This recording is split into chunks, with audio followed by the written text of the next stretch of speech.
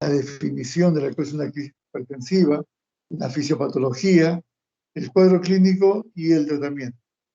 Siguiente. En cuanto a la historia, la crisis hipertensiva es una patología relativamente nueva que fue descrita por primera vez a comienzos del siglo pasado, prácticamente hace poco más de 100 años, por Bolger y Farr. Increíblemente, hasta antes de eso no se conocía, bueno, ni siquiera se conocía lo que era la presión arterial. Recuerden ustedes recién que con Riva-Rocci empezó a medirse la presión arterial al inicio de manera invasiva y luego la no invasiva como la conocemos actualmente. En 1939 se hace el primer estudio sobre la historia natural de la crisis hipertensiva y se reporta que la mortalidad es bastante alta.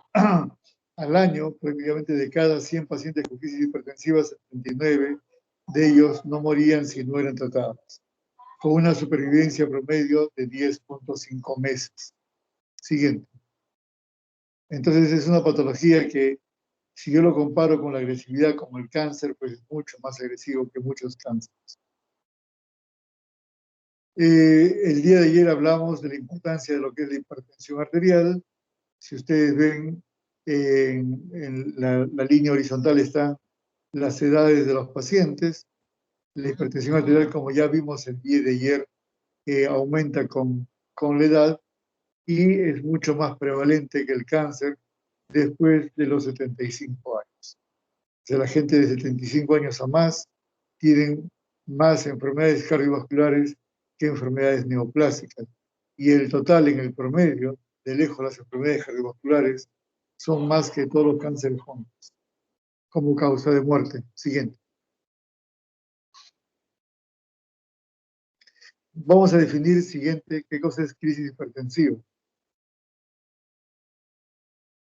Entonces, definimos a la crisis hipertensiva como aquella elevación aguda de la presión arterial que puede producir daño en los órganos blancos u órganos dianos. Entonces, fíjense que la definición es elevación aguda para diferenciarlo de hipertensión arterial crónica, que es la que vimos ayer. La hipertensión crónica, que es la que vimos ayer, produce también daño en órgano blanco, pero daño crónico en órgano blanco. Ahora vamos a ver la diferencia. En cambio, la crisis hipertensiva produce daño agudo en órgano blanco. ¿Cómo se clasifica? En tres: la emergencia hipertensiva, la urgencia hipertensiva y la falsa urgencia hipertensiva. Siguiente. Comencemos definiendo lo que es la emergencia hipertensiva. Entonces, la emergencia hipertensiva es nuevamente la elevación de la presión arterial de forma rápida y aguda, que se acompaña con daño agudo en órgano blanco. ¿Cuáles son los órganos blancos? El corazón, el cerebro, el riñón, las arterias. Y que este daño entraña un compromiso vital inmediato. Vital viene de la palabra vida. Entonces significa que pone en riesgo la vida del paciente y que nos obliga a disminuir la presión arterial en un descenso rápido, alrededor de 1 hora, algunos dicen no más allá de 2 horas, con medicación por vía parenteral. Entonces ya definimos claramente lo que es emergencia hipertensiva. Es aquella elevación aguda que produce daño agudo en órgano blanco con compromiso de vida del paciente y que nos obliga a hospitalizarlo, porque es la única manera que tenemos para manejar la medicación por vía parenteral y el monitoreo estricto, y esto debe hacerse con rapidez por vía en un plazo no más allá de 1 o de 2 horas. Siguiente. Esto nos sirve para diferenciarlo de su contraparte. Siguiente, por favor, que es la urgencia hipertensiva. La urgencia hipertensiva es también una elevación de la presión arterial, pero que no se acompaña de lesiones que produzcan un compromiso vital inmediato. Es decir, yo puedo tener una emergencia hipertensiva de un paciente con 180-100 y tener que hospitalizarlo y tener que darle medicación endovenosa y tener que bajar la presión muy rápidamente, y puedo tener una urgencia hipertensiva de un paciente que ha ido elevando poco a poco la presión arterial y que viene a la consulta con 250, con 150. Este ejemplo los pongo para hacerles entender que el valor absoluto de la presión arterial es un dato, pero no es el más importante. ¿Qué define qué es una emergencia y qué es una urgencia? En la presencia de daño agudo en órgano blanco. Entonces, si yo defino que mi paciente viene con una presión estadio 3, de acuerdo a la clasificación de la Sociedad Europea, pero no tiene daño agudo en órgano blanco, entonces mi diagnóstico va a ser el de urgencia hipertensiva. Por lo tanto, no debe ser hospitalizado. El manejo va a ser ambulatorio. En tercer lugar, va a ser por medicación, por vía oral. Y en cuarto lugar, la reevaluación va a ser dentro de las primeras 24 o 48 horas. Aquí están incluidas las hipertensiones diastólicas mayores de 120 milímetros de mercurio, aun si sean asintomáticas o si sea oligosintomáticas. Siguiente.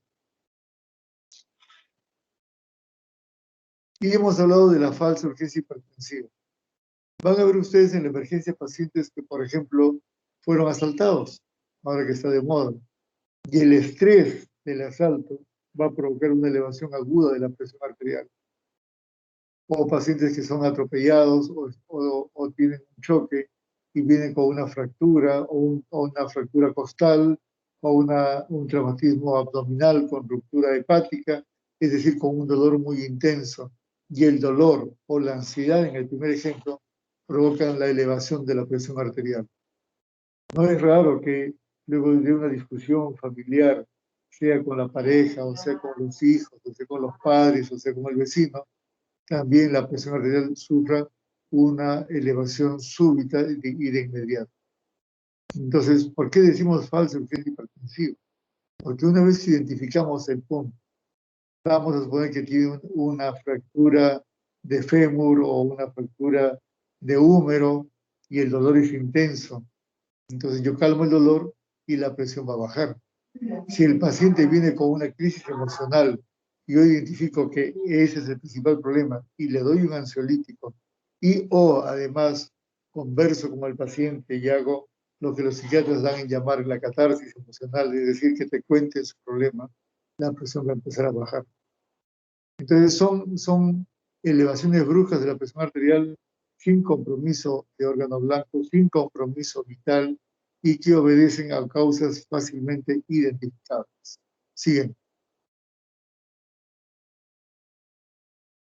Entonces, en resumen, tenemos, cuando hablemos de crisis hipertensiva, los dos principales brazos son en azul la emergencia hipertensiva, en verde oscuro la urgencia hipertensiva, y no olvidar en verde claro la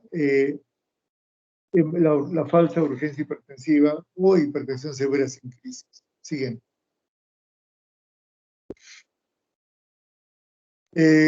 Si no saben, les cuento, yo trabajo en el Hospital de Emergencias José Casimiro Ulloa. Es un hospital en donde las crisis hipertensivas suelen verse con cierta regularidad. Todos los hospitales tienen, y si no tienen, deben tener por resolución directoral los protocolos de atención para diferentes patologías. Siguiente. Esta es la resolución directoral del protocolo de crisis hipertensiva, en donde la definición que van a ustedes a leer es muy similar a lo que hemos mencionado. Define la crisis hipertensiva como la elevación aguda de la presión arterial que es capaz de producir, al menos en teoría, alteraciones funcionales o estructurales de los órganos diana de la hipertensión arterial, que son los que hemos mencionado. Son un variado conjunto de situaciones clínicas con gravedad y pronóstico diferente dependiendo no de la hipertensión misma, sino muchas veces de la causa de fondo. La diferencia entre urgencia y emergencia radica en la existencia o no de riesgo vital por afectación de los órganos blancos, más que de los niveles de presión arterial. Es por eso que en el ejemplo que les di, puede haber un paciente que tenga 250 con 150 y estar menos grave que alguien que tenga 180 con 100. Esto lo vamos a ir revisando con más detalle en el transcurso de las siguientes diapositivas.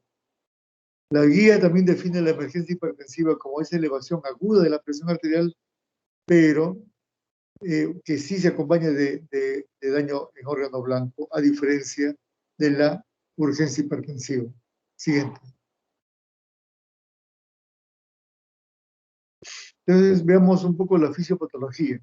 Y esto es importante, y esto lo hemos revisado bien con mis grupos anteriores, en donde si no entienden ustedes la fisiopatología de la enfermedad que están tratando, no entienden nada.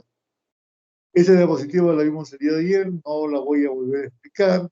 Lo que sí les voy a mencionar es que si ustedes ven el recuadro rojo abajo, si me ayudas, Carmencita, ayer decíamos de que la presión arterial depende de dos brazos, del débito cardíaco, llamado también gasto cardíaco, y de la resistencia periférica.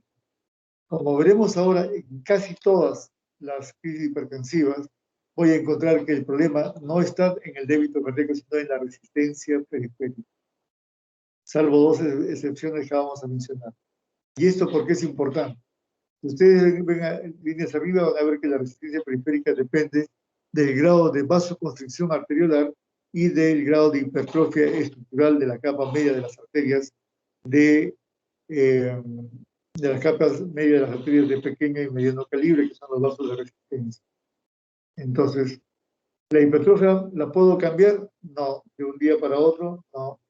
¿De una hora para otra? Menos. Entonces, ¿qué es lo que sí puedo cambiar? La vasoconstricción, constricción arteriolar.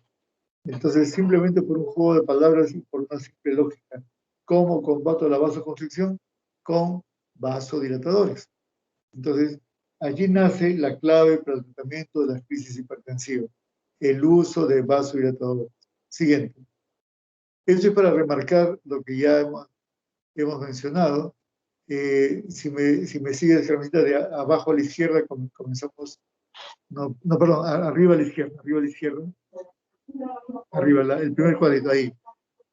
Como decíamos ayer, el primer problema cuando hablamos de hipertensión arterial comienza en la disfunción del endotelio. Un endotelio saludable no permite que la presión arterial se eleve y mantiene dentro de los rangos normales. Entonces, cualquiera que sea el disparador de la crisis hipertensiva incide en esto, con un incremento de las resistencias sistémicas. Es lo que hemos mencionado, un incremento de la resistencia vascular. Esto va a conllevar, siguiente, baja, ahí, a un descenso de los vasodilatadores. Ayer veíamos en hipertensión arterial y decíamos que del equilibrio de vasodilatadores y vasoconstrictores dependía nuestra presión arterial. Entonces, cuando ocurre el disparador que aumenta la resistencia periférica, eso produce, y ahora lo vamos a ver en una diapositiva muy bonita de lo que se llama el shear stress, produce que el endotelio sea incapaz de producir sustancias vasodilatadoras. Entonces, como produce una incapacidad de la producción de vasodilatadores, eso aumenta el desequilibrio entre vasoconstrictores y vasodilatadores. Baja un cuadradito más. Al haber una disfunción del ventrículo por esa crisis hipertensiva, se van a activar los péptidos natriuréticos. Ustedes recordarán que el corazón también produce hormonas. ¿Qué hormonas produce? Una de ellas son los péptidos natriuréticos. El sensor está en el endocardio y cuando el endocardio muestra o detecta cambios bruscos de la presión arterial diastólica, inmediatamente libera estos péptidos natriuréticos. ¿Qué es lo que hacen? Se dirigen hacia el riñón y, como su nombre lo dice, provocan la natriuresis, disminuyendo el volumen intravascular. Sigue con el cuadradito a la derecha. Entonces, este incremento de los péptidos natriuréticos provoca un estado de hipovolemia. Entonces, hasta aquí tenemos, hasta este momento, dos elementos claves en la crisis hipertensiva. Por un lado, hay un incremento de la resistencia y por otro lado, hay una hipovolemia inducida por la liberación de los péptidos natriuréticos. Sube un cuadradito. Al haber un estado de hipovolemia y al haber una disminución de los vasodilatadores, eso provoca un mayor desbalance entre vasoconstrictores y vasodilatadores y termina produciendo una mayor elevación de la presión arterial. Siguiente. Esto sube, ahí, incide produciendo una necrosis fibrinoide arteriolar, sigue a la derecha, va a haber una mayor lesión endotelial y depósito de fibrina y plaquetas en el endotelio vascular, baja, y el daño es tan severo que provoca ya la pérdida de la función autorreguladora de las arterias. Es decir, en el cerebro, en el riñón o en el corazón, las arterias de esa zona tienen la capacidad de regular el flujo de esa zona, del flujo sanguíneo cerebral, del flujo sanguíneo renal, del flujo sanguíneo coronario. Entonces, de repente pierden la capacidad local de autorregularse y termina la última, la baja por favor, produciendo una mayor isquemia de ese tejido con una vasoconstricción tan severa que provoca ya daño del tejido y daño del endotelio muy severo. Entonces, así es como se produce el daño en órgano blanco. El daño en órgano blanco, como ustedes verán, parte desde un fenómeno de vasoconstricción, luego de hipovolemia, luego una mayor vasoconstricción por el desbalance, por el daño endotelial, necrosis fibrinoide, disfunción endotelial con pérdida de su capacidad de regulación y finalmente isquemia. Si esto ocurre a nivel renal, va a dar insuficiencia renal. Si esto ocurre a nivel cerebral, va a dar una encefalopatía hipertensiva y así por el estilo. Siguiente. Entonces, viendo ya esta lámina, veremos que la mayor parte de pacientes con crisis hipertensiva que tienen un aumento de la resistencia periférica, y hacia la izquierda, si me acompañas, Carmen, donde dice volemia, a la izquierda ahí, una volemia disminuida. Entonces, recuerden ustedes, en una crisis hipertensiva, alta resistencia, baja volemia. Siguiente. Entonces, hay que usar diuréticos. Yo estoy acostumbrado a ver que a veces los médicos jóvenes o los internos llegan a una crisis hipertensiva y lo primero que hacen es bajarle la presión utilizando un diurético. Estos pacientes con crisis hipertensiva entonces tienen una hipovolemia, tienen una disminución del volumen. Entonces, ¿es lógico, es fisiopatológico dar un diurético? Siguiente. Por supuesto que no. Los diuréticos no deben ser utilizados, salvo, toda norma tiene excepciones, 2 excepciones. Siguiente, insuficiencia renal y la insuficiencia cardíaca en su grado extremo, que es el edema agudo pulmonar. Entonces, si no tienen evidencia de insuficiencia renal o no tienen evidencia de edema agudo pulmonar, en ambos casos, claramente, clínicamente, puedes ver que hay una sobrehidratación, en cuyo caso sí tiene un lugar el uso de diuréticos. En el resto de crisis hipertensiva no debe administrarse porque ya te va a llegar previamente hipovolemia. Siguiente. Algunas crisis hipertensivas se deben a hipertensión secundaria, como vimos el día de ayer. Entonces, identificar el hiperaldosteronismo primario, la hipertensión renovascular, el feocromocitoma, son obligatorios. ¿Cuándo sospecho, por ejemplo, que mi crisis hipertensiva se deba a la izquierda, por favor, la primera, a un hiperaldosteronismo primario? Porque mi paciente hipertenso llega además con una hipopotasemia.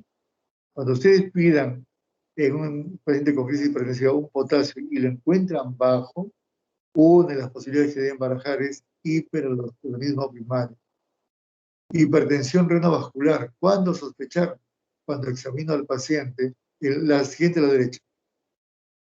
La siguiente a la derecha, ahí.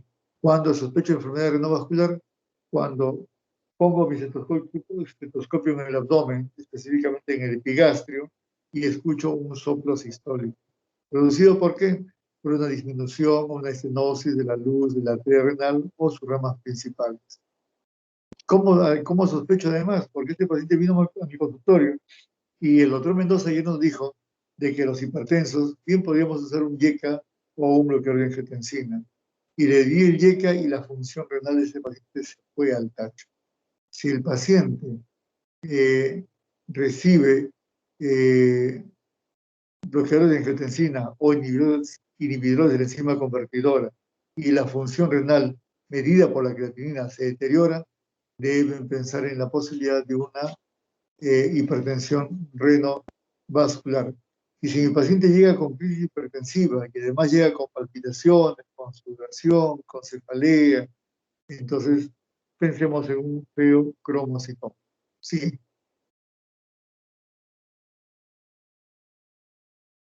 Esto es para diferenciar lo que es daño crónico en órgano blanco. Un paciente con una urgencia hipertensiva va a llegar con cefalea, marca abajo, a nivel del sistema nervioso central, cefalea, tinnitus, mareos, a nivel cardiovascular, un cuarto ruido, a nivel renal, voy corriendo a la derecha, a nivel renal, proteinuria o hematuria, recuerden que la hipertensión puede dar proteinuria y puede dar hematuria, usualmente microscópica. Y si le hago un fondo de ojo, voy a observar una retinopatía hipertensiva de grado 1 o de grado 2. Siguiente. En cambio, cuando hablo de daño agudo en órgano blanco, siguiente, por favor, ahí. A nivel del sistema nervioso, ¿qué voy a ver? Ya no es una simple cefalea, sino voy a ver que el paciente llega encefalopático, es decir, llega desorientado en tiempo, espacio y persona y con diversos grados de coma, a veces con trastornos motores focalizados, simulando un stroke. También puede llegar como un accidente cerebrovascular o una hemorragia subaracnoidea. A nivel del corazón, a la derecha, cuando hablamos del daño agudo en órgano blanco, estamos hablando de insuficiencia cardíaca, un síndrome de insuficiencia coronaria aguda, el edema pulmonar, la disección de aorta. Cuando hablamos del daño agudo a nivel renal, estamos hablando ya no de proteinuria, digamos, sino de una franca insuficiencia renal. Y en el fondo de ojo ya no es una retinopatía grado 1 o 2, sino estamos hablando de papiledema. Pues cuando vemos esto, ya estamos hablando de daño agudo en órgano blanco. Siguiente, por favor. Entonces, que quede bien claro cómo diferenciar estos dos brazos importantes. La emergencia hipertensiva te va a dar daño agudo en órgano blanco. La urgencia hipertensiva te va a dar daño crónico en órgano blanco. No hay compromiso de vida. Para recordar un poco y entender bien el cuadro que hemos presentado, tenemos que recordar la ley de Hagen-Poiseuille, al menos así me enseñaron a pronunciarlo. De repente ustedes, si alguno habla francés, podría decirme que es diferente. Es una ley en donde tiene que ver la longitud del vaso, el diámetro del vaso y el flujo que hay en el mismo. Se ve en la resistencia. Siguiente. Esto nos permite recordar que el flujo, y esto lo vimos seguramente en fisiología, el flujo vascular o intravascular se hace por láminas concéntricas que van a diferentes velocidades, de tal suerte que las flechas que están más pegadas al endotelio, señala por favor Carmencita, esas van a menos velocidad que las láminas que van al centro del vaso. Entonces, esto es lo fisiológico. Así va el flujo intravascular. La velocidad promedio es alrededor de 1 metro por segundo. Un poquito más o un poquito menos. Siguiente. Este es el endotelio. Lo vimos, esta diapositiva es robada de la clase del semestre pasado.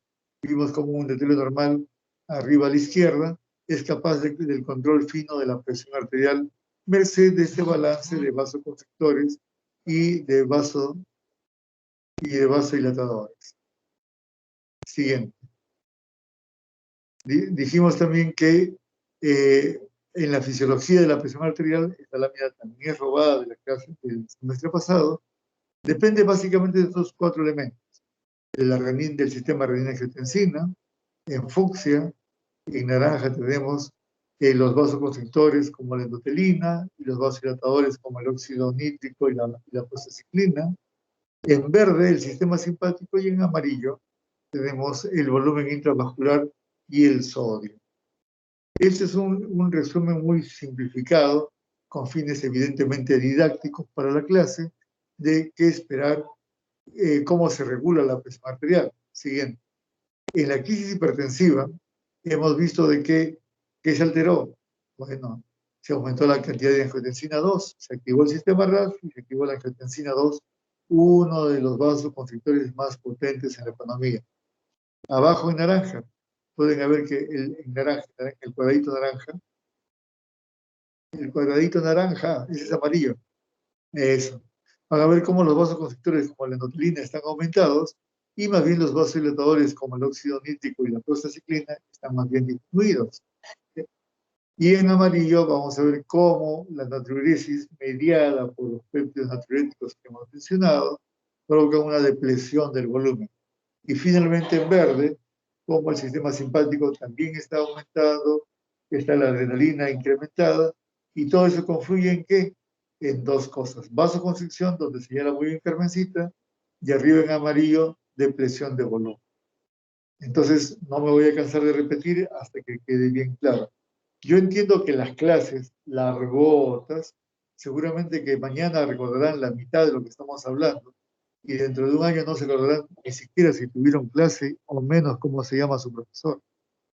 Pero si quiero que recuerden algo y lo esculpan dentro de sus genes para que lo transmitan a la siguiente generación de médicos, es que en una crisis hipertensiva el problema fisiopatológico es una vasoconstricción severa mediado por endotelina, mediado por angiotensina, mediado por noradrenalina, una disminución de los vasodilatadores como óxido nítrico y prostaciclina mediado al daño agudo del endotelio, como ahora vamos a ver, y una marcada hipovolemia mediada por la activación de los péptidos natriuréticos.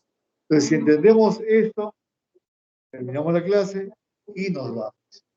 Ya les gustaría, pero no mentir. Seguimos. Siguiente. Muy bien, les dije una palabra media rara hace un ratito que es el shear stress. La traducción en español no es tan buena, pero voy a intentar explicar.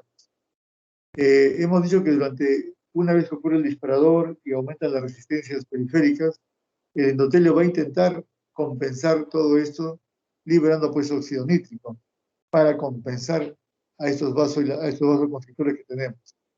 Pero esta elevación aguda y sostenida de la presión arterial produce una disfunción aguda del endotelio.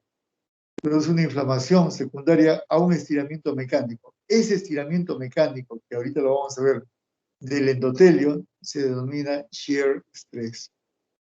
Y esto provoca el desbalance o acelera el desbalance entre vasoconstrictores y vasodilatadores. ¿Qué ocurre cuando se estiran este endotelio? Cuando ocurre ese estiramiento mecánico, pues se incrementan algunas citoquinas, como las moléculas de adhesión endotelial y la endotelina 1. Seguramente algunas de ellas ya las han escuchado ustedes a propósito del coronavirus que provoca pues una tormenta de citoquinas. Siguiente. Entonces vamos a aclarar bien qué es el shear stress. Para eso voy a utilizar este ejemplo de este libro que está en letra A. Miren ustedes cómo la tapa superior y la tapa inferior están al mismo nivel, tanto en el borde izquierdo como en el borde derecho.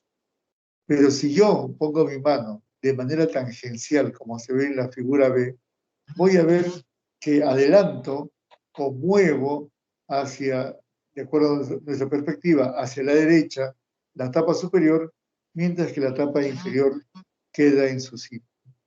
Entonces, esa diferencia entre el extremo de la tapa superior y el extremo de la tapa inferior se denomina strain.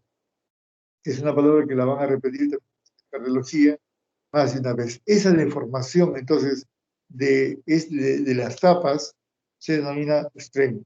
¿Cómo metemos esto en el endotelio? Siguiente diapositiva. Si tú ves ahí el flujo en rojo es el flujo laminar. Es el flujo normal, con las láminas concéntricas, con las láminas centrales más rápidas y las láminas periféricas más lentas. Siguiente. Pero cuando ocurre el siguiente, por favor. La elevación aguda, el incremento de resistencias, el flujo de ser así laminar, como lo ves en ese lado, vemos viendo tu puntero lentamente a la derecha, miren cómo comienza a disminuir la luz del vaso, que es lo que es vasoconstricción, y eso genera un cambio en la velocidad de las láminas normales, de tal manera que la velocidad se hace muy lenta en el centro y mucho más rápida en la periferia. Regresa a la diapositiva anterior, por favor. Al hacerse la velocidad más rápida en la periferia, eso provoca justamente ahí donde estás, ahí exactamente, la deformación del endotelio, el strain del endotelio, y eso se denomina shear stress. Esa deformación, regreso a una diapositiva hacia atrás, esa deformación, no, hacia atrás, atrás, dos diapositivas atrás, otra más. Muy bien. Esa deformación tangencial que se denomina strain, una diapositiva para atrás más, creo que voy a tener que poner una diapositiva adelante. Muy bien. Ocasiona la disfunción, ese estiramiento mecánico, nos dice estiramiento mecánico, ahí, ese estiramiento mecánico agudo provoca que el pobre endotelio deje de trabajar adecuadamente de manera aguda y provoca que aumente aún más los vasoconstrictores. De tal suerte que ocurre un círculo vicioso. Cuanto más se lee, más vasoconstricción, más strain, más shear stress, más difusión endotelial, entonces esto va a producir nuevamente más vasoconstricción y se vuelve un círculo vicioso. Siguiente. Ahora si avanzamos hasta donde hemos estado, sigue, una más. Entonces ocurre una disfunción endotelial, pero aguda, no la crónica que hemos estado acostumbrados a ver en la hipertensión arterial, sino aguda. De súbito el pobre endotelio fue incapaz de producir vasodilatadores. Siguiente. Muy bien. Acompáñame arriba a la derecha. Entonces, cualquiera que sea el disparador, cualquiera que sea el factor desencadenante, esto va a producir vasoconstricción y un aumento de la resistencia periférica. Eso va a conllevar a un estrés mecánico, que es lo que vamos a estar hablando de shear stress. El estrés mecánico va a producir lesión endotelial. La lesión endotelial va a provocar una activación de la coagulación, con la consiguiente necrosis arteriolar, necrosis fibrilar, isquemia, hipoperfusión de órganos, un aumento al haber hipoperfusión de órganos del sistema renina-angiotensina y del sistema simpático, lo cual a su vez también aumenta aún más la resistencia periférica.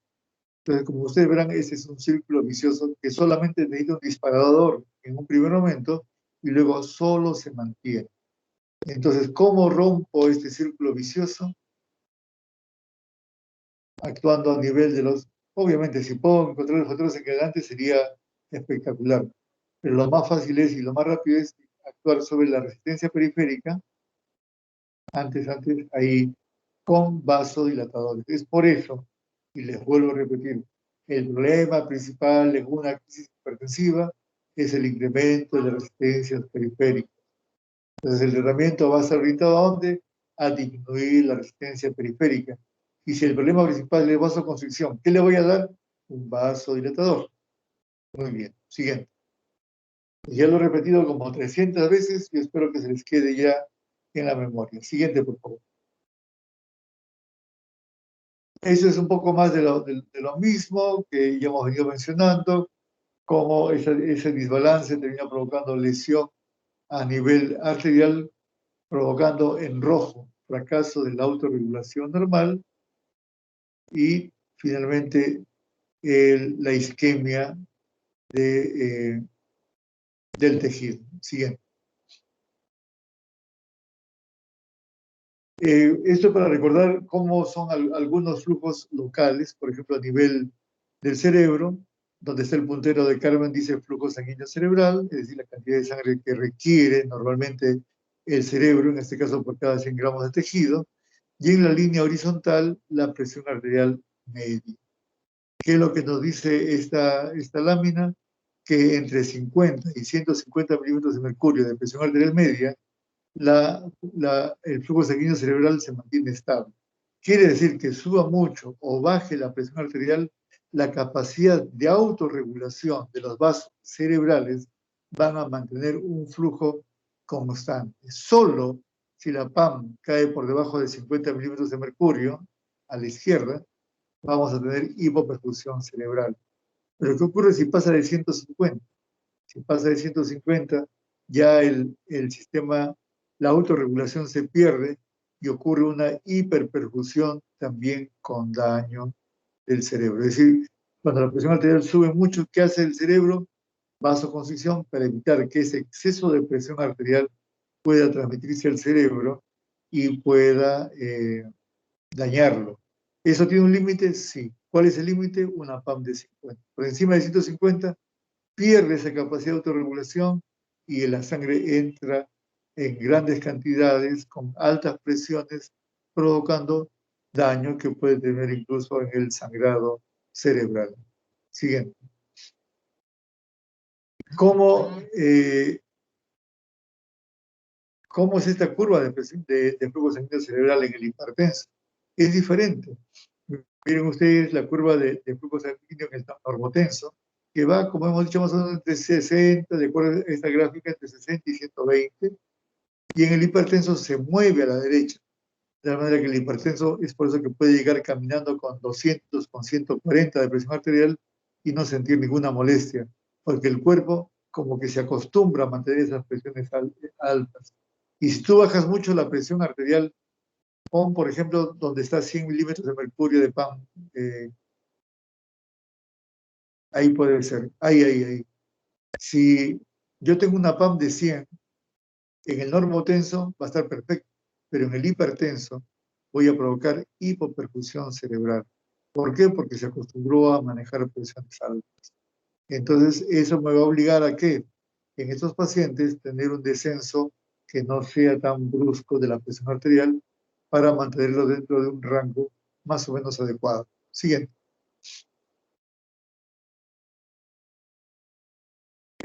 La fórmula, justamente, la fórmula del flujo sanguíneo cerebral es en realidad un poco más compleja. La he resumido, nuevamente con razones de docencia, en estos dos elementos, la presión arterial media y la presión intracerebral. Recuerden ustedes que el cerebro está dentro de una caja ósea, una caja craneana que es dura, entonces no puede haber un aumento de volumen del cerebro, sea por edema o sea por sangrado, sin que haya cambios en la presión intracerebral. Entonces, siguiente, si ocurre un sangrado, como en este ejemplo, y la presión arterial señala arriba a la derecha donde dice pitch, donde la, la presión intracerebral aumenta por razones del sangrado, entonces va a ocurrir que PAM normal con una presión intracerebral elevada es igual a una disminución del flujo sanguíneo cerebral.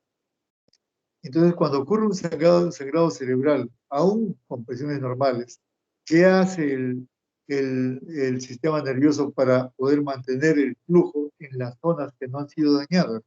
Pues debe aumentar la PAM para... Siguiente. Porque si aumenta la PAM, siguiente, por favor.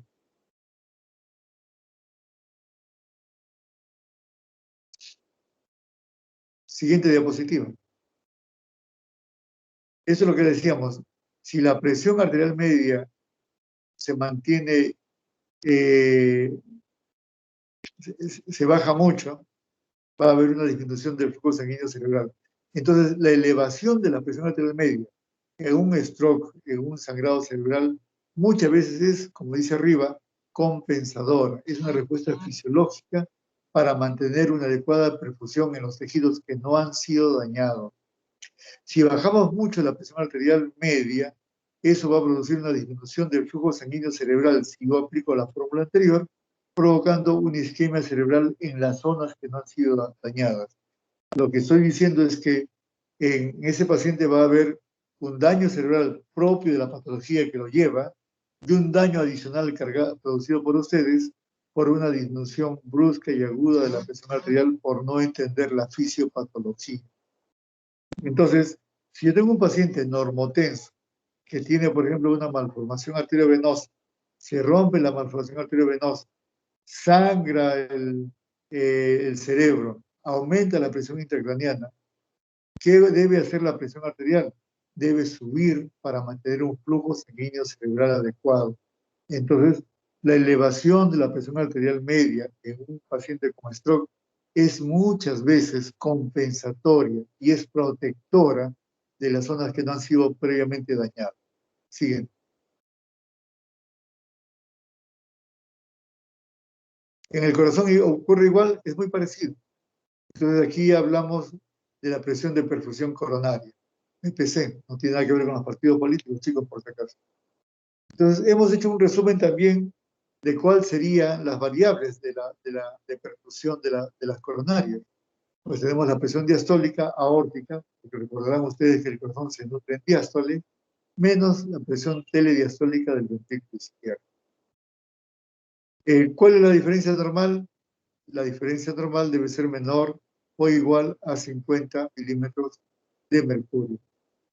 Entonces, si yo tengo un paciente con una diastólica, vamos a suponer de 110,60, por decirles un número, y mi paciente tiene una presión telediastólica del ventrículo izquierdo en 15 o 20 milímetros de mercurio, mi presión de perfusión coronaria va a estar muy baja, y el miocardio podría no recibir la cantidad de sangre que le corresponde. Entonces, en un infarto de miocardio, en donde yo voy a usar seguramente vasodilatadores, tengo que tener mucho cuidado de no reducir mucho la presión diastólica, porque si redujo la presión diastólica de la aorta, voy a reducir la presión de perfusión coronaria. ¿Cuál debe ser entonces mi objetivo? Que haya por lo menos una diferencia de 50 milímetros de mercurio o más en favor de quién? De la presión diastólica. Pero ¿cómo mido la presión telediastólica? Cuando el cardiólogo vea a su paciente, díganle que haga un cálculo que se puede hacer de la presión diastólica del ventrículo izquierdo. Después de calcular 10, 15, 20, 25, según el grado de disfunción. Pues asegúrense ustedes que la presión diastólica no baje mucho, si no van a provocar isquemia, y eso va a agravar o va a acentuar el cuadro de su paciente. Siguiente. Veamos el cuadro clínico. Siguiente.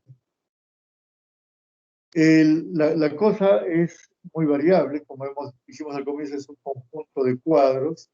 Entonces, cuando hablamos de crisis hipertensiva, por ejemplo, a nivel del sistema nervioso central, cuando hay una emergencia hipertensiva, a nivel del corazón, cuando hay una insuficiencia cardíaca izquierda o un síndrome coronario agudo.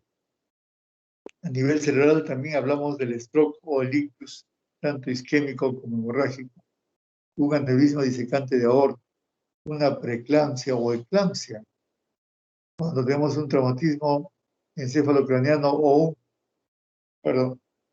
un traumatismo vértebro-medular. Y en la insuficiencia. Espera que camina tanto. Esto me tuve que ir mis deditos, como si me ajustara un 37. Entonces apaguen su micro. Sí, para.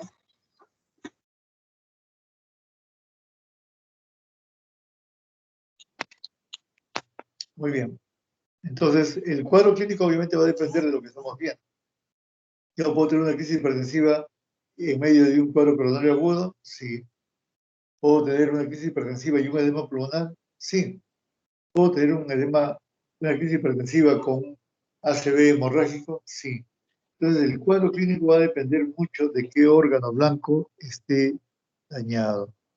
En cualquiera de estos casos, el actuar debe ser de inmediato. Ahora vamos a ver cómo y en qué forma.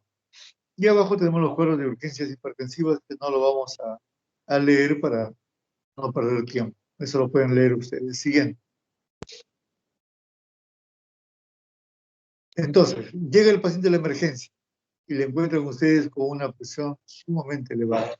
Una sistólica mayor de 190, una diastólica mayor de 110, que para los europeos sería pues un estadio o grado 3. ¿Qué es lo primero que hacen ustedes? Evalúan clínicamente al paciente buscando ¿qué cosa? Daño agudo de órgano blanco. Entonces la pregunta ¿es una emergencia hipertensiva? Si la respuesta es sí, entonces nos vamos hacia la derecha y vamos a ver el tratamiento específico, que eso vamos a ver. Si la respuesta es no, entonces estamos hablando de una urgencia hipertensiva o de repente una falsa urgencia hipertensiva. Entonces, ¿qué hacemos? Identificamos algunos síntomas como pueden ser el dolor, ansiedad. Si tiene dolor, pues le damos un analgésico. Si está ansioso, le damos un ansiolítico y esperamos 30 minutos. Si la presión desciende por debajo, sigue por favor abajo a la izquierda. Si la presión desciende por debajo de los valores con los que llega el paciente, entonces le damos de alta y le pedimos que haga un control ambulatorio. Entonces, estamos hablando ahí de una falsa urgencia hipertensiva. Si no, pasaron los 30 minutos y la presión arterial sigue como el inicio, entonces ya estamos hablando ya no de una falsa, sino de una urgencia hipertensiva. Y podemos tratar al paciente dependiendo de la patología que estemos viendo. Ya podemos en ese momento sentarnos, sacan su tablet, su teléfono, a ver qué hago, qué le pido, qué tiene en el hospital, qué le voy a pedir. Pero lo cierto es que comenzamos del inicio y la evaluación clínica es importante para definir si es o no una emergencia hipertensiva que nos obligue a hospitalizar al paciente, identificar el órgano blanco que está siendo dañado y de inmediato comenzar el monitoreo de la presión arterial y la administración farmacológica para la reducción de la presión arterial dentro de una, no más allá de 2 horas. Siguiente. Entonces, ¿qué fármaco vamos a emplear? La mayoría de las crisis hipertensivas, ¿se acuerdan que ustedes que ayer decíamos para tratar la hipertensión arterial, si es estadio 1, seguramente si no tiene ningún factor de riesgo, pues podemos usar un fármaco, pero si ya tiene factor de riesgo, seguramente vamos a usar 2 fármacos.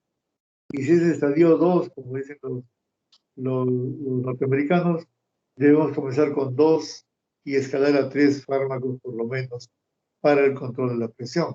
A decir verdad, el promedio de uso de fármacos de los hipertensos crónicos es de 2.3 fármacos. Es decir, que la mayoría de pacientes hipertensos crónicos utilizan más de 2 tipos de antihipertensivos. Pero en la crisis hipertensiva, a pesar de lo grave, la mayoría de ellos se va a controlar con un solo fármaco. Un solo fármaco. Entonces tenemos que ver qué fármaco vamos a utilizar. ¿Cuál sería el fármaco ideal? Uno que actúe muy rápido, que tenga una acción sostenida y progresiva, que se pueda titular de acuerdo a los valores de presión arterial, que sea fácil de administrar y de dosificar, que actúe como vasodilatador, en la letra E, por favor, sobre las resistencias periféricas, que no interfiera en la autorregulación del flujo, sobre todo cerebral, y que no tenga efectos secundarios. Eso es como cuando las chicas dicen, yo quiero que sea alto, buen mozo, portachón, trabajador, con mucho dinero, que me ame, que me sea fiel, que siempre me engría. Bueno, ese es el hombre ideal y este es el fármaco ideal. Por lo tanto, como es ideal, no existe. Entonces debemos de buscar cuál es el fármaco más adecuado para nuestra emergencia hipertensiva. Siguiente. Entonces hablemos de tratamiento. Siguiente. Esto es para decirles a ustedes que generalmente cuando llega un paciente con una presión arterial alta, yo graciosamente le digo a los internos, cuando llega un paciente con una presión muy alta, lo primero que haces es, vas al botiquín, coges un alprazolam y me preguntan, ¿y se lo damos al paciente? No, le digo, te lo tomas tú, para que te tranquilices. La gente suele desesperarse y cuando tú te angustias cometes errores, cuando encuentras una presión muy elevada. Entonces, nosotros no tratamos presiones, tratamos paciente. Me interesa aquel paciente que tiene daño agudo en órgano blanco. Siguiente.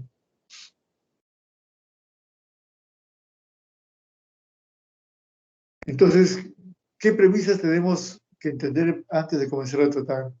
Que la gravedad del caso no está estrictamente relacionado con el valor de la presión arterial, sino en la presencia o no de daño agudo en órgano blanco. Ya dijimos que si la presión diastólica es de 120 o más, debe tratarse como una crisis hipertensiva. No apurarnos, el ser a veces muy agresivo, bajar muy rápidamente la presión es perjudicial. Lleva un stroke con 180 con 100 y viene el interno y me dice, doctor, ya lo puse en 120 con 80, como si fuera una gran cosa, cuando él no entiende que ha bajado mucho la PAM, está bajando el flujo sanguíneo cerebral, porque el incremento de la PAM es protector, es reactivo al incremento de la presión intracerebral.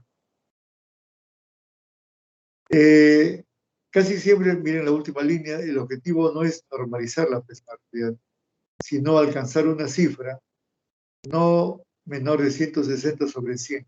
¿Por qué?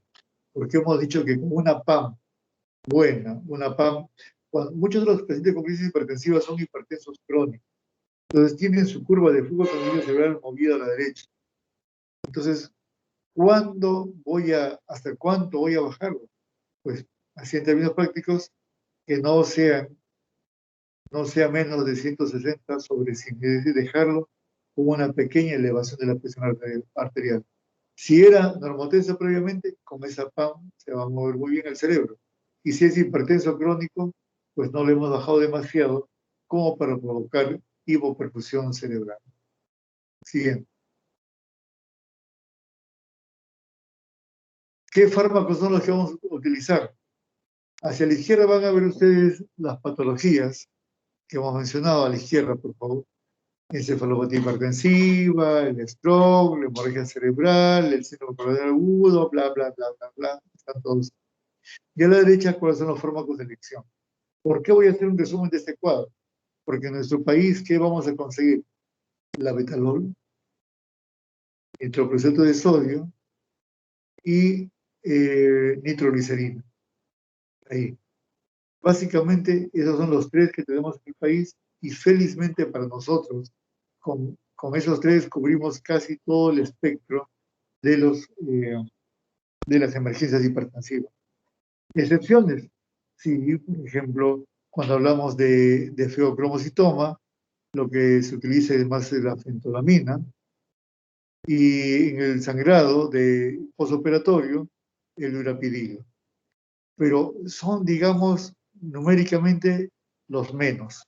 En la mayoría de crisis hipertensivas son encefalopatías hipertensivas, ictus hemorrágico, hemorragia intracraneal, síndrome coronario agudo, edema pulmonar, disección de aorta, todo eso estoy seguro que lo van a ver. Entonces, ¿qué fármacos debo conocer y conocer bien? La betalol, nitroprusiato, nitroglicerina. Y a ellos nos vamos a referir. Siguiente. Siguiente. Muy bien, antes de pasar eso, ¿cuánto debemos reducir? Esto es lo que hemos mencionado. Y volver a recalcar que la reducción brusca e intensa de la presión arterial puede provocar más daños. Recuerden que lo primero que nos enseñaron en medicina es primum non nocere. No hagamos daño al paciente. Lo primero es no hacer daño.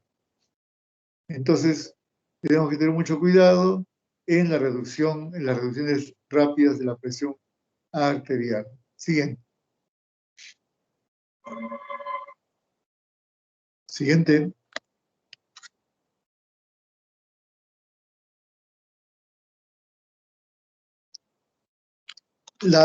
El descenso de animal depende muchas veces del cuadro clínico. Por ejemplo, en muchas patologías, sobre todo los problemas cerebrovasculares, se estima que una reducción de la PAM de entre un 20 y un 25% es aceptable. ¿Entre cuánto? Entre algunos minutos, sobre todo si es un AVC hemorrágico, y no más allá de 2 horas.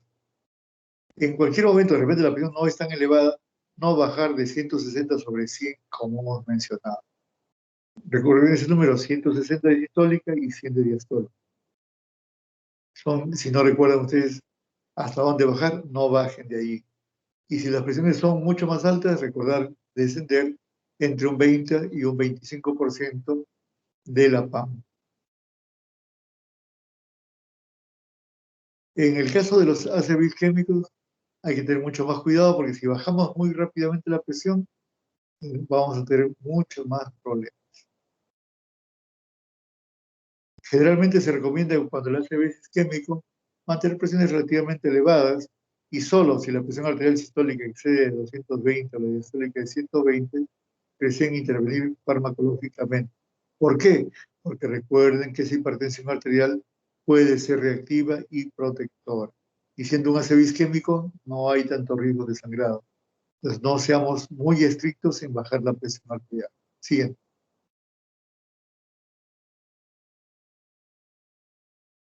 Es lo mismo que decíamos para el ACV isquémico. Entonces, en resumen, un ACV isquémico deberá tratarse solo si la presión sistólica excede de 185 o de 110. Si no, déjenlo ahí. Siguiente. Vamos a conocer así muy rápidamente estos tres fármacos que hemos mencionado. Voy a comenzar con el nitroprusato de sodio, del cual yo vivo enamorado. Es un fármaco muy potente, muy maleable, hace lo que tú le pides, pero hay que saber manejar. Siguiente. El nitroprusato de sodio tiene como nombre Clenil, ha sido por muchos años el patrón de oro, destronado hace poco recién por el labetalol.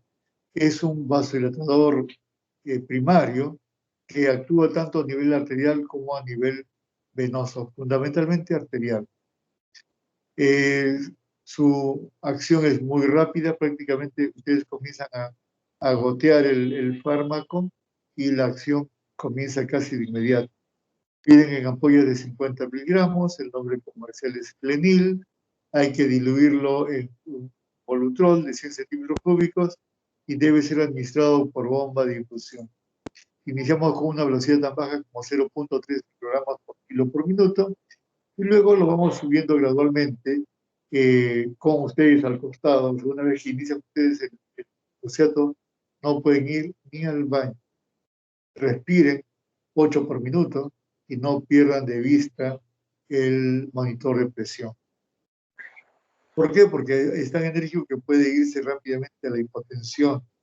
Entonces, hemos dicho hasta el cansancio que en muchas patologías no podemos bajar demasiado la presión. La otra ventaja es que así como empieza a actuar muy rápidamente, también deja de actuar muy rápidamente. Se les va la mano y simplemente ustedes suspenden el goteo y a los pocos segundos, minutos, la presión arterial está volviendo a elevarse. Entonces, van calculando el goteo, ese proceso se llama titulación, es decir, van viendo si les conviene 0.3 o 0.4 o 0.5, según como responde el paciente, y una vez que alcancen la dosis, inmediatamente dejan el goteo ahí, pero lo que no dejan es la observación.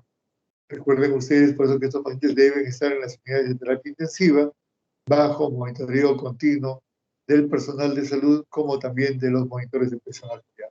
Siguiente. El nitroprusato pues ha sido el patrón de oro, por eso decía, vivo enamorado, porque durante muchos años he manejado la crisis hipertensiva con este fármaco y siempre me ha ido bien. Yo no conozco hasta ahora, en mi experiencia, una crisis hipertensiva que se resista al nitroprusato. Siguiente. ¿Cuál es el problema del nitroprusato? El problema no es solamente que pueda bajar rápidamente la presión y que pueda hipotensar mi paciente. El problema también es que puede, sobre todo en aquellos pacientes que tienen insuficiencia renal o insuficiencia hepática, aparecer algunos efectos tóxicos. El nitroprusato es metabolizado de forma no enzimática mediante la combinación con la hemoglobina y forma la cianometahemoglobina, que es una hemoglobina que es incapaz de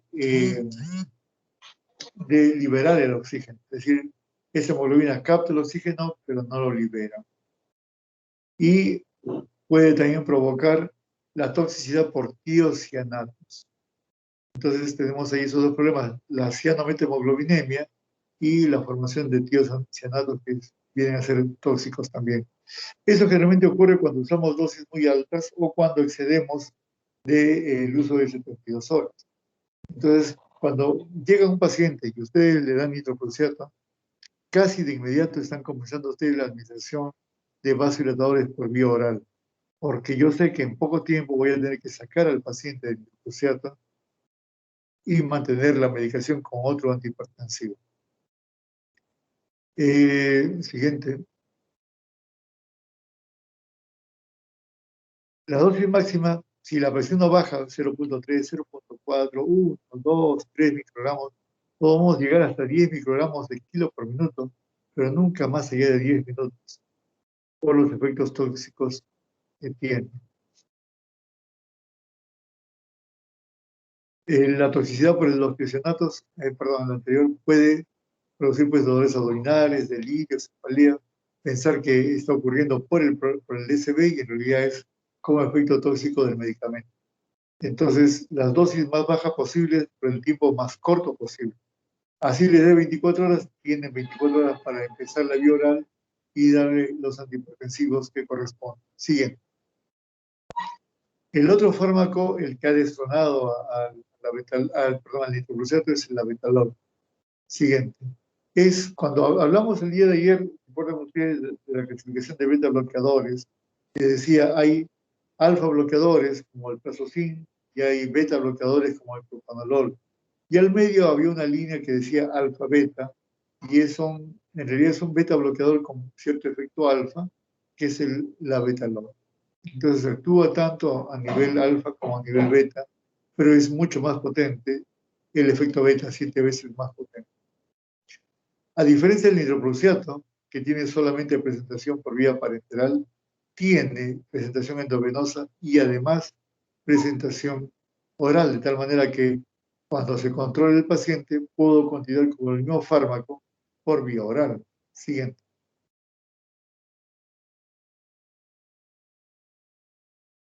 El inicio de acción de la betalol no es tan rápido. Como les dije a ustedes, el nitroprusiato prácticamente se comienza a gotear y comienza a actuar.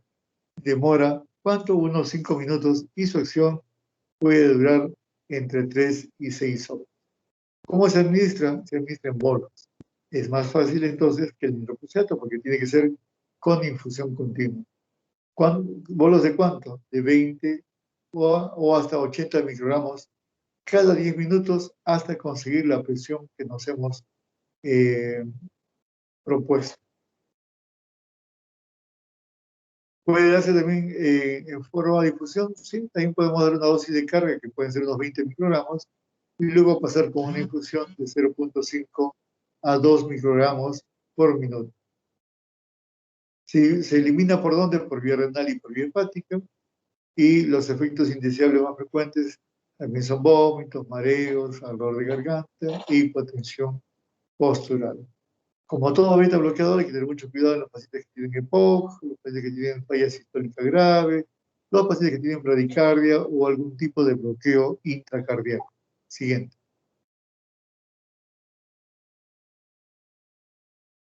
Está mejor indicado sobre todo en disección de aorta, en infarto de miocardio con hipertensión, cuando hay una gran cantidad de catecolamina, es decir, si no puedo conseguir fentolamina, puedo darle la betalol, y en la hipertensión del embarazo, debido a que no pasa la barrera, o pasa muy poco, la barrera fetoplacentaria. Siguiente. Los efectos adversos, que son los que hemos mencionado, solamente faltó el síndrome de Raynaud. Siguiente. Ahí está la presentación parenteral que están viendo ustedes hacia la izquierda. Recuerden que cada mililitro tiene 5 miligramos. Y luego tenemos ahí la presentación por vía oral. Entonces, cuando pasa la crisis hipertensiva o cuando ya se controla, podemos iniciar el tratamiento por vía oral con el mismo fármaco. Y es una ventaja que tiene sobre el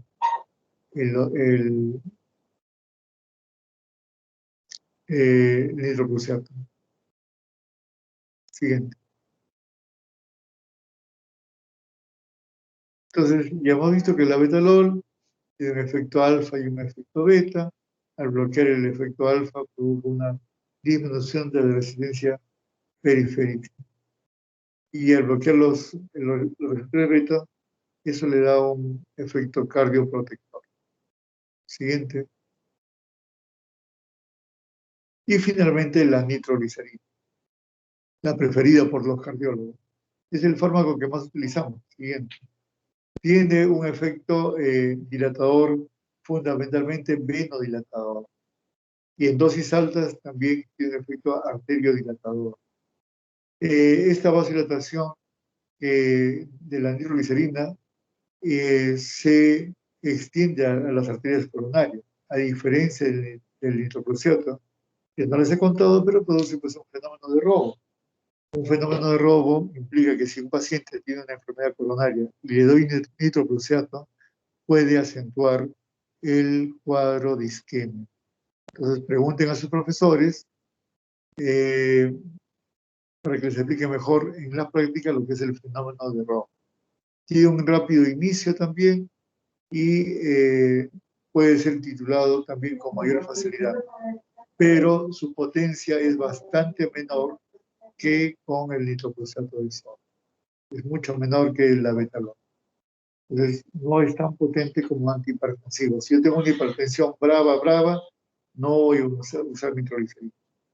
Entonces, cuando uso más nitroglicerina, como ya vieron ustedes, más orientado cuando hay una condición cardiovascular como el cuadro coronario agudo o como el edema pulmonar cardiogénico. Siguiente.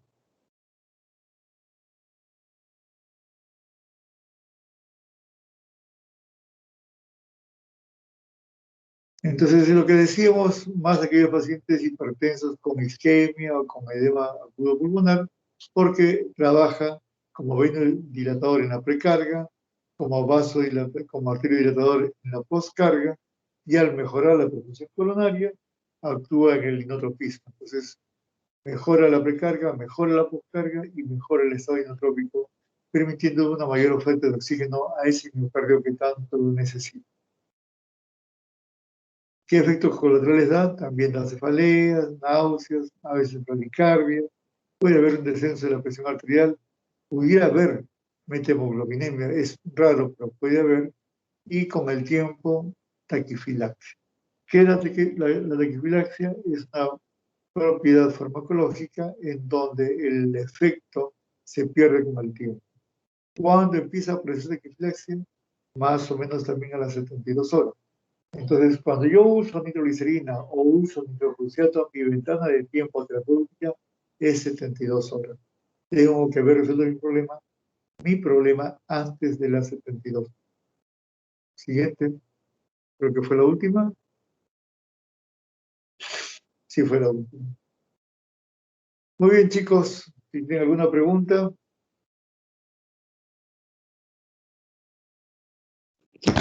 Doctor, tenía una duda creo que se escucha. Sí, te escucho muy bien.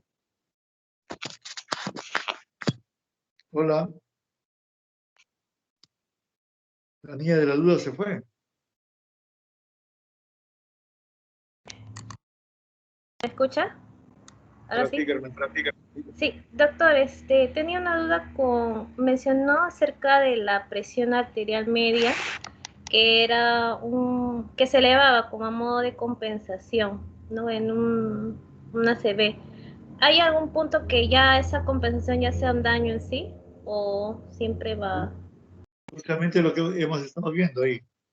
Si tú ves la curva de flujo sanguíneo cerebral por encima de 150 minutos de mercurio de PAM, ya la vasoconstricción va a ser tan severa que la vasculatura del cerebro va a perder la capacidad de autorregulación, va a producir una hipertensión con daño cerebral. Ah, ya, doctor, ya lo pude ligar eso. Ya, sí, gracias.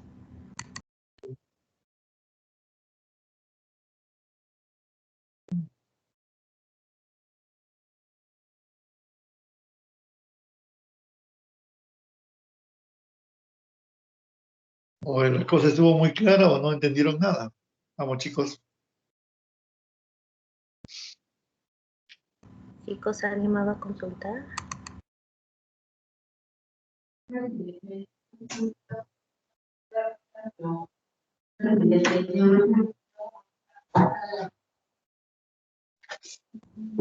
Parece que no hay más preguntas, doctor. Listo, entonces nos comunicamos luego para ver la última clase.